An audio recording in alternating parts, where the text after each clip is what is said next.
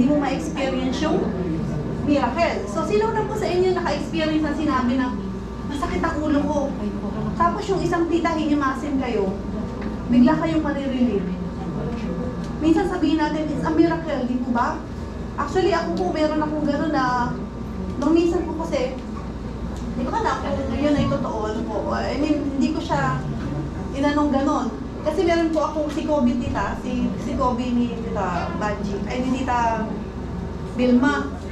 Natinik daw siya ng buto ng chicken dito, nakabara, maliit. Sabi ko, saan? Sabi ko, check ko nga. Hinimas ko lang siya gano'n, tsaka tinulak. Pumunta sila sa ospital. Nung pumunta sila sa ospital, sabi niya, nawala. Sabi nung bata daw sa nanay niya, wow, Tita Bina is a gift. Tita is a healer. Sabi niya, tawa ko ng tawa. Kasi hawak ko po siya sa Kids for Christ. Sa katuwaan ng nanay, tinawagan ako. Tita, pumunta kami sa doktor, pinauwi kami. Bakit? Wala na yung buto. Tanggal mo na. Tapos, si Kobe, praise the Lord, praise the Lord. Ano lang po yung 3 years old?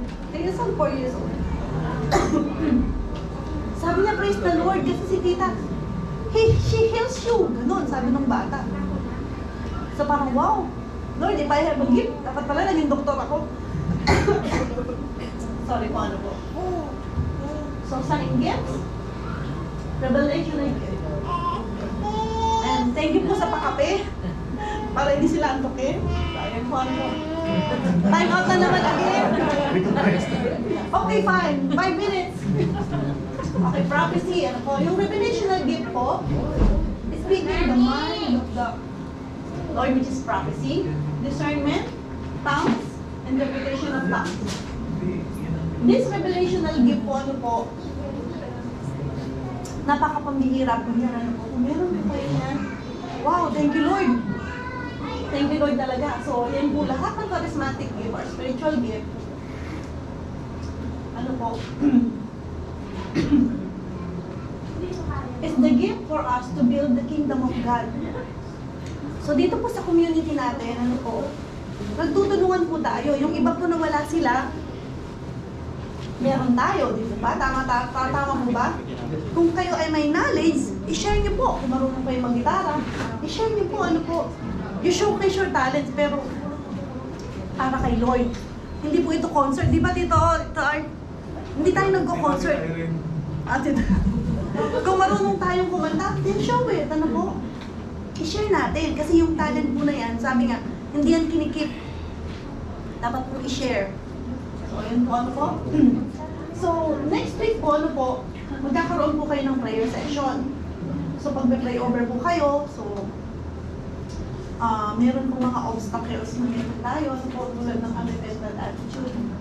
Sabi nga, yung mga parang, meron kayong mga galit na hindi nyo mailabas, alisin nyo po yan. Ano po.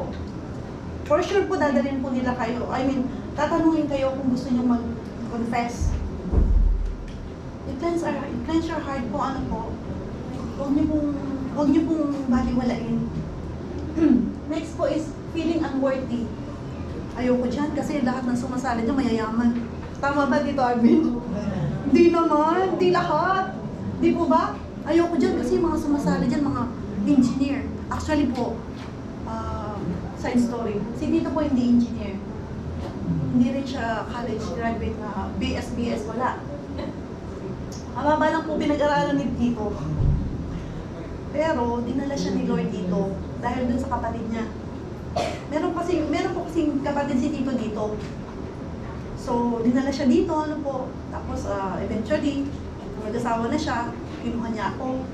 Napunta kami dito. Parang yun po yung naging storya. So, hindi po siya degree holder, ano po.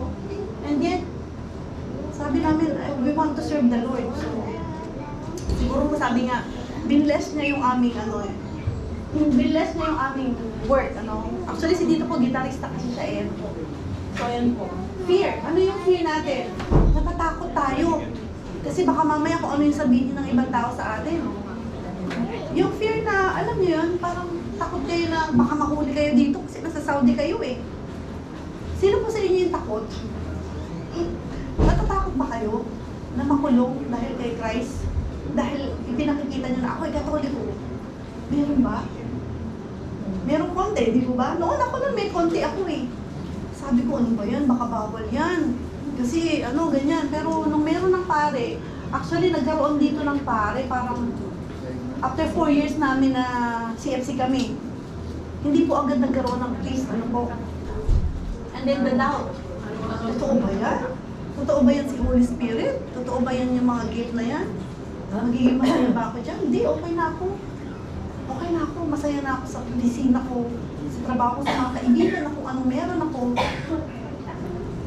Pero, syempre po, i-explore din natin, ano po, pride.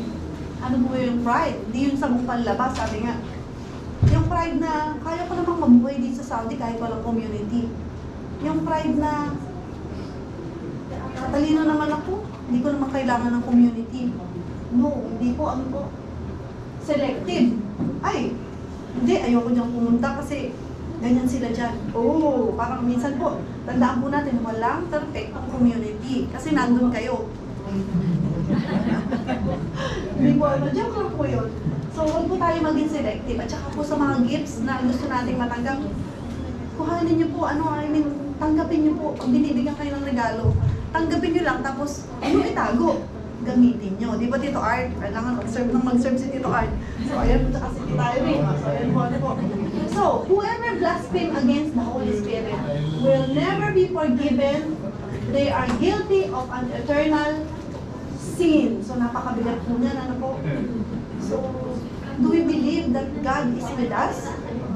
It's within us. Ano po, nasa atin po siya. Hindi po natin pwedeng baliwalain si Holy Spirit. Kasi ang Holy Spirit po, siya yung dahilan kung bakit kayo may magandang asawa, kung may pogi kayong asawa, kung bakit meron kayong matangkad na asawa, di mo ba? At meron kayong matabang misis, okay lang po yan kasi gift pa rin yan ni Lord.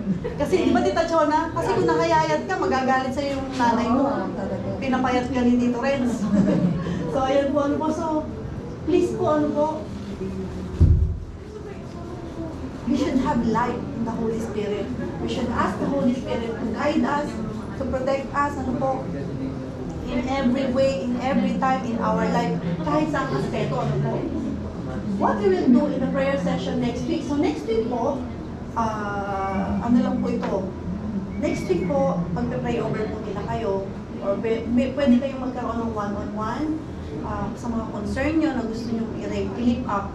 Pero we remind you po, remind po namin kayo na lahat po na yung troubles, diretso po namin yung i-lift up kay Lord. Hindi po namin i-spread. Kung meron kayong problema na hindi nyo nare-resolve, we are here to help. O hindi po natin yan pwedeng i-chismis. Hindi po ganito sa community. We love one another, no, po, in this community. So, okay po.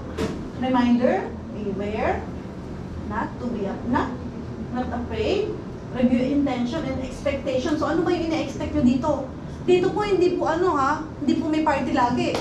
Baka akala nyo po may kainan lagi, hindi po gano'n Pero dito po sa community, nakakataba, nakaka-sexy. Ano ba yun, Daddy? Nakaka-high blood.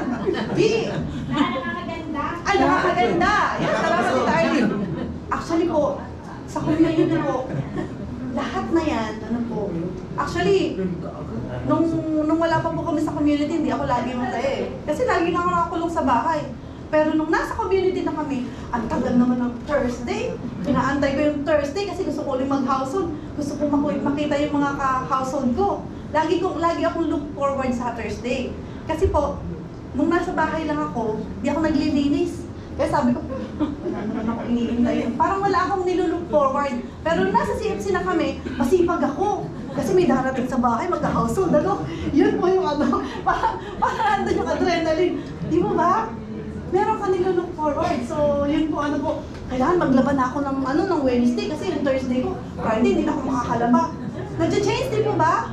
Nag-change yung attitude nyo eh. So, ayan po, So, ano ba yung desire nyo? The life in the Spirit. So, ano yung gusto nyo? So, Lord, I will ask, I will seek, and I will make sure that I can find it in you. So, ayan po, let's desire and look forward to a new life in the Holy Spirit. So, what's the challenge? God is calling us to live a life of holiness and spiritual power. For this, God has promised us the Holy Spirit. Will you trust in the promise of your Father? Will you accept Jesus as the Lord and Savior? Will you ask for the infilling of the Holy Spirit in your life? So, ano po ba? Ano po ba talaga ang dahilan kung ba't kayo nandito sa Saudi? Para magtrabaho? Mind you po, ano po, yung trabaho po na yan, pwedeng mawala yan sa isang iglap. Pero being in the community, you will learn how to share. Share your talent, your time, sometimes treasure pa rin. Pero yung treasure na yan, kung ano yung meron tayo, hindi sa atin yan. We are just a steward. So, hindi po yan pwedeng, dalhin sa kabilang buhay. Hindi po ganun, ano po. So, okay, pinakita ko na po yung picture. Ngayon pa lang ako mag-i-introduce. Yan po si MM nung kami ay nag-join ng CFC. Actually, yan po, baby pa siya, no? Dahil nasa Saudi Arabia, hindi nagdadamit kasi mainit. Pag nasa bahay lang kami. So, yan po yung 2010 na nag-join kami. 2010. Babalik pa.